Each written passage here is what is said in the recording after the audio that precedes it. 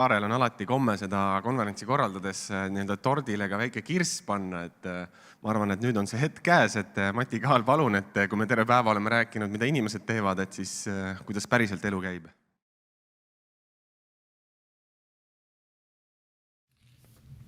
Tere!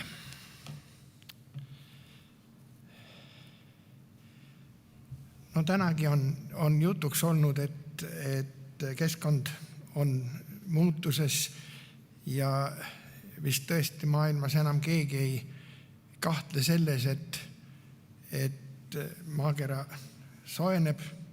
Vaieldakse natuke selle üle, kui suur on inimese osa selles asjas. Aga see, et ta jõuliselt soojemaks läheb, see on ümberlükkamatu fakt ja selge, et see mõjutab mitte ainult inimese loomi, vaid kogu loodust.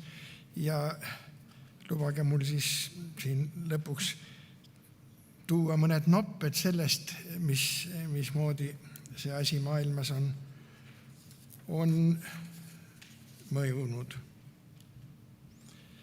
Ja siin on nüüd üks niisugune graafik, mis tegelikult näitab seda, mis ei ole mitte mingi prognoos ega unistus, vaid see on nüüd tegelikult faktid, kuidas arktiline jäämüts on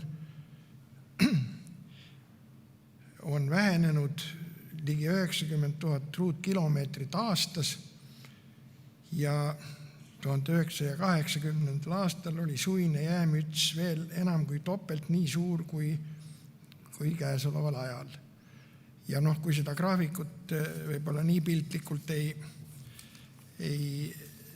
paista, siis satelliidipildid näitavad seda, et see ülemine seis on siis aastal 1980 arktiline jäämüts suvel ja alumine pilt näitab, missugune ta on nüüd viimastel aastatel. Ja lõpetuseks veel see pilt siis mitte kahe võrdlusena, vaid nagu praegune seis ja selle joonega on näidatud, kuidas ta siis oli 1981. aastal ja see praegune pilt on tegelikult veel hullem, sest see on 10 aastat tagasi. Ja mis see endaga kaasa toob? Asi on nimelt selles, et see jäämüts on niisugune, mille servad on kaetud paakjääga. Ja see paakjää on väga oluline ja võib-olla vahemärkusena ütelda, et selle maakera üldise soojenemise tulemused on järsemad poolustele lähemal ja leebemad poolustest kaugemal. Ja kui me siis vaatame seda paakjää ala, siis seal ei ela mitte üksinda need jääkarud, mis olid eelmise pildi peal, vaid seal elavad hülged, morsad ja mitmesugused elukad, kes tegelikult moodustavad jääkaru põhilise normaalse toidu. Ja mis nüüd siis on juhtunud, kui see jäämüts seal kogu aeg kahaneb, siis see on pannud jääkarud üsna täbarasse olukorda. Selle pildi peal on see pilt näha ja selle täbara olukorra tulemus on see, et jääkarud, kes sigivad maal, peavad tegelikult jõudma sinna paakjää serva. Ja selleks, et sinna jõuda, on neil vaja järjest pikemaid vahemaid ujuda ja kuna see on üha kaugemal, siis ta muutub järjest raskemaks iseäranis siginud emastele, kes peavad sinna ujuma koos oma kutsikatega. Ja olukord on niisugune, et need, kes jäävad veevangi, need on kimbus üleüldise toidunappusega. Ja mis neil siis üle jääb? Eks nad siis otsivad abi inimkonna põhitootest ehk prügist.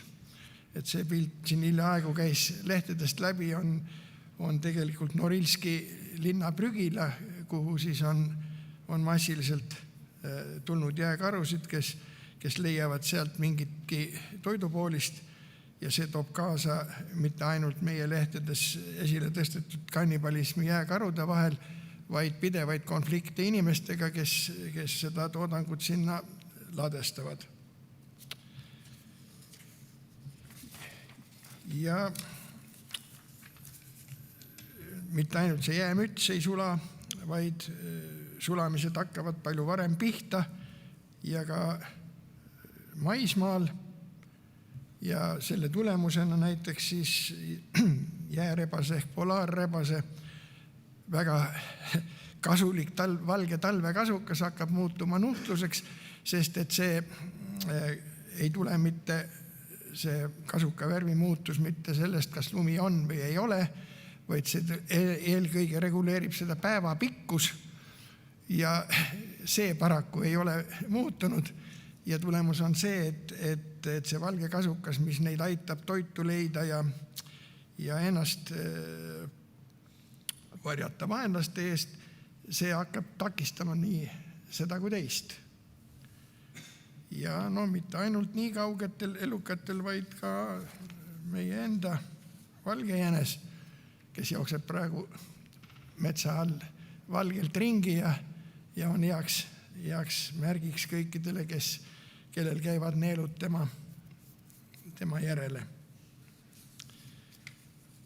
Ja missugused mõjud siis veel ette tulevad, on näiteks see, et puugid, kes muidu meil on aktiivsed olnud suvekuudel, on viimastel aastatel aastaringselt aktiivsed.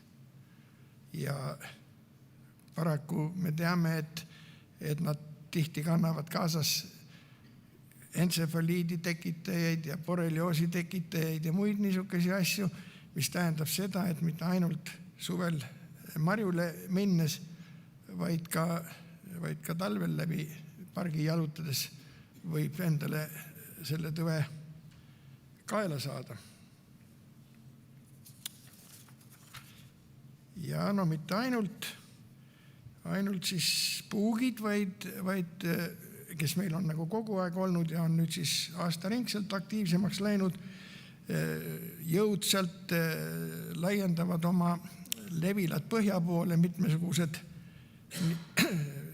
sääseliigid, kes kannavad kaasas küll malaaria, küll dengepalaviku ja muude niisuguste tõbede tekitajaid, et praeguseks on maailmas muutunud juba tuntud nähtuseks niisugune asi nagu lennuvälja malaaria, mis tähendab seda, et lennujaamades püsivad elus ja pagasiga kaasa tulnud allasääsed ja selle tõttu inimesed, kes ei olegi käinud piirkondades, kus tavaliselt malaariat saab, võivad selle külge saada kusagil päris põhjapoolsetes lennujaamades ja on seda järjest enam ka saanud.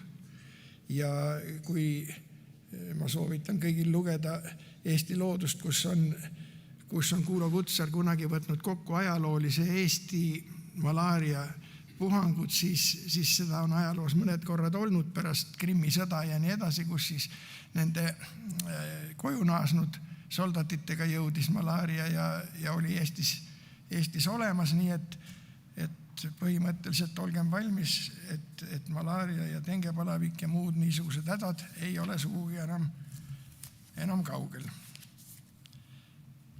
Ja no mõned näited sellest, kuidas temperatuur mõjutab looduses asju. Kilpkonnad, see pilt on nüüd siin sookilpkonn, kes on Lätis olemas ja kunagi on tõenäoliselt olnud ja võib-olla tuleb ka tagasi Eestisse. Nendega on niisugune asi, et aude temperatuurist sõltub selle kooruva poja sugu. Ja näiteks sookilpkonnaga on siis nii, et kui temperatuur on üle 29,5 kraadi, audumise temperatuur, mitte õhu oma, siis kooruvad ainult emased. Ja kui on alla 28 kraadi, siis kooruvad ainult isased. Ja ainult selles vahemikus, siis 28-29,5-ni, seal vahemikus sünnib siis enam-vähem võrdselt nii neid kui teisi ja asurkond saab olla normaalne.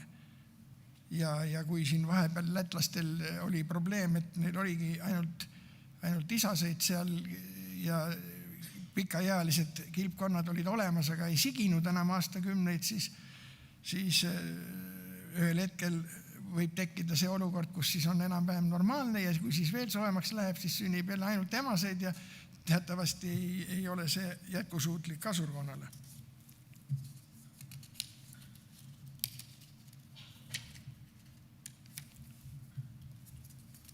Ja kes on natukene ornitoloogia huviline, see teab, et kodukakul on kaks värvi variatsiooni, on ruugepruun ja hall.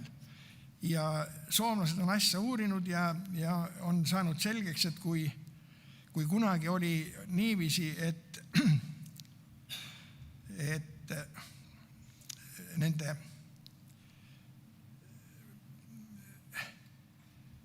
ruugepruunide kakkude osakaal oli umbes 10%, siis tänu sellele, et praegu on pikalt olnud neid lumevaeseid talvi, on tekkinud olukord, kus nende osakaal on asurkonnas juba muutunud 40%-seks, et juba isegi nii lühikese ajaga on see evolutsioonilist mõju avaldanud sellele asurkonnale. Ja kui me nüüd vaatame rändlinde, siis lähirändajad on hakanud tulema pesitsusaladele oluliselt varem tagasi. Ja Helgolandis on seda asja uuritud ja võetud vaatlusele 27 liiki ja keskelt läbi on siis 47 aastaga hakanud nad tulema umbes 8,6 päeva varem kui seni. Ja mõned liigid sealjuures siis veel palju varem, sest näiteks siis väike lehelind ja väike põõsalind tulevad juba 2 nädalat varem. Ja nende uuringus rekord oli siis mustpea põõsalinnu käes, kes koguni 17 päeva varem hakkas tulema. Mida see tähendab? See tähendab seda, et näiteks siis, kui jõuavad kohale kaugemad tulejad, kelle või see talvitumise ala on nii palju kaugemal, et need muutused ei ole sünkroonsed meie omadega. Ja kus siis see kogu ränderütm on nagu rohkem geneetiliselt determineeritud, siis nemad tulevad enam-vähem vanal ajal. Ja mis olukord siis on? Näiteks must kärbsenäpp, kui tema kohale jõuab, siis need lähemal talvitujad on juba kõik pesapaigad hõivanud ja tekib väga raske probleem leida endale kohta. Nüüd eriti täbaraks läheb olukord, kui me vaatame niisugust pesaparasiiti nagu kägu, et seal nüüd raadiosaatjaga seda asja uuritud ja selgub, et tema tuleb ikka vanal ajal ja ta peaks ju tulema nii, et ta muneb oma munad siis, kui need laululinnud, kelle pessa ta muneb, oma mune munevad. Aga kui ta nüüd tuleb endisel ajal ja need laululinnud 2 nädalat varem, siis ei ole käol enam võimalust oma muna üldse välja aududa lasta, sellepärast et teised on juba nii palju kaugemal.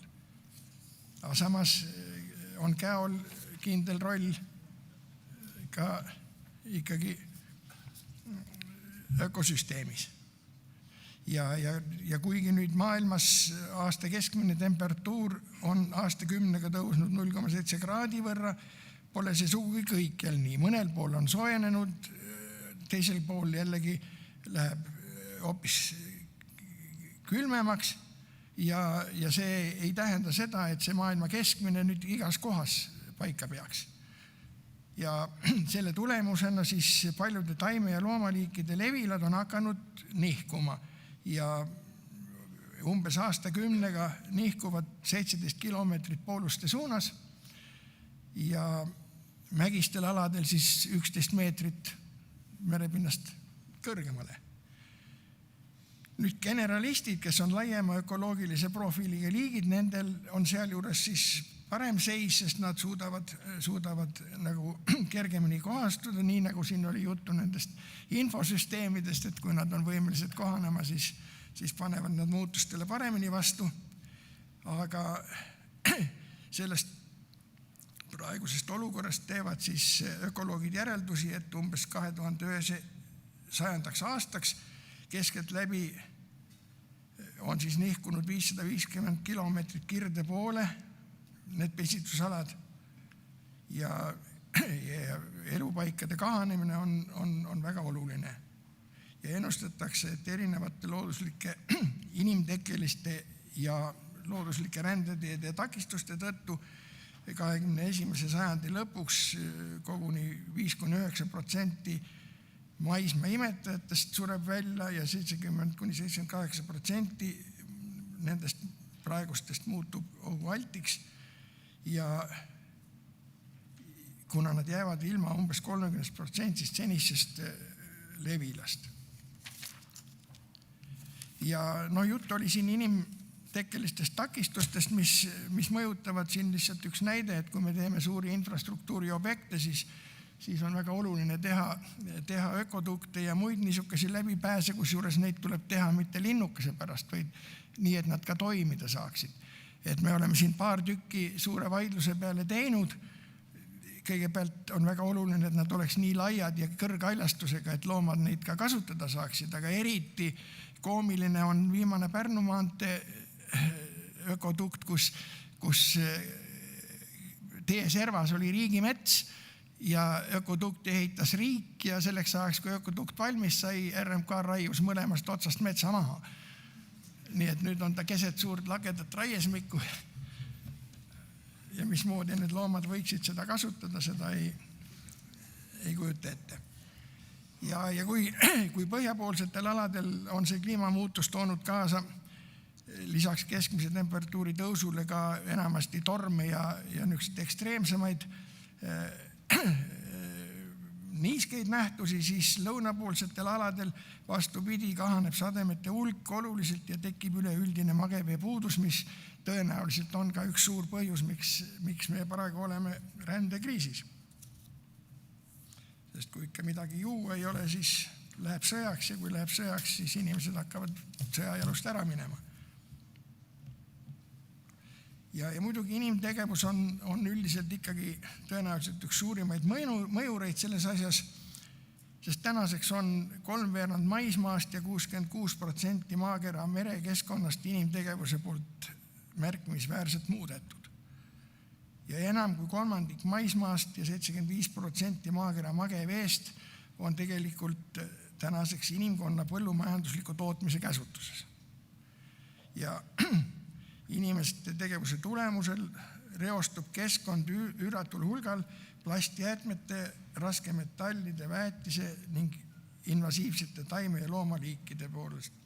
Ja viimaseid on tänapäeval 70% enam kui pool sajandit tagasi. Need on siis need liigid, mida inimene on mingil moel oma loomulikust looduskeskkonnast ära toonud ja kus nad siis olemata selle ökosüsteemi osa ei oma neid kohalikke parasiite ja vaenlasi, kes nende arvu reguleeriks ja siis nad saavad nii-ütelda arengueelise kohalike liikide kõrval.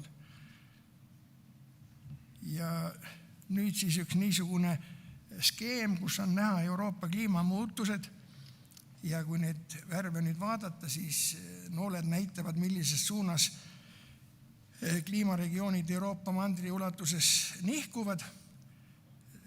Lillalt on markeeritud piirkonnad, mis osutavad kliimakoridoridele, kus siis nende looduslike ja inimtekkeliste põhjuste tõttu see kliimamuutus ei lähe mitte rööplükkega lihtsalt, vaid saab minna ainult neid koridore mööda, kus see võimalik on. ja muidugi sellest tulenevalt siis eriti palju looma- ja taimeliike järgneb sellele kliimamuutusele samu koridore pidi. Sinisega on märgitud kliimalained, kus püsivad kliimaolud, mida naaberpiirkonnas pole. See tähendab seda, et kui siit rändavad liigid välja, siis ei ole kõrvalt juurde tulemas. Ja nüüd rohelised alad seal Vahemere ümbruses põhiliselt, need näitavad siis seda, kus see kliimamuutuste mõju poolustest kaugemal on nagu väiksem ja selle tõttu need muutused hakkavad seal silma palju aeglasemalt.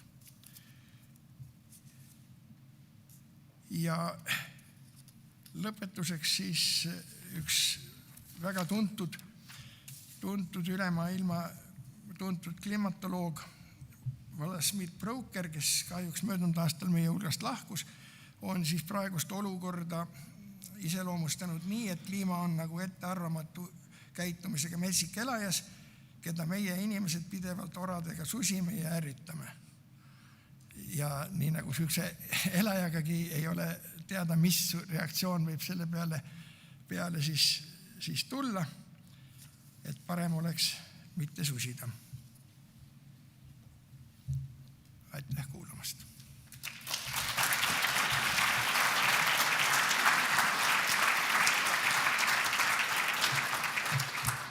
Aitäh, kas on küsimusi? Nii, aga siis ma küsin ise. Et natukene oli selline, seda pidi küsin, et kas meil nagu loodusel mingit lootust ikka on? Tähendab, muutused toimuvad ja need on ilmselt suures osas pöördumatud. Nii et mida lootuseks nimetada on ja selles mõttes muidugi kipub olema nii, et suur osa maailma hädadest on ikkagi selle tõttu, et inimesi on liiga palju maailmas. Ja me kuuleme seda, et seda tuleb järjest juurde. Ma siin kogemata komistasin eelmine aasta enda poole sajandi taguse ülikooli sissejuhatava loengu konspekti, kus õppejõud ütles, et kohe on katastroof, sest maailmas on 3,5 miljardit inimest.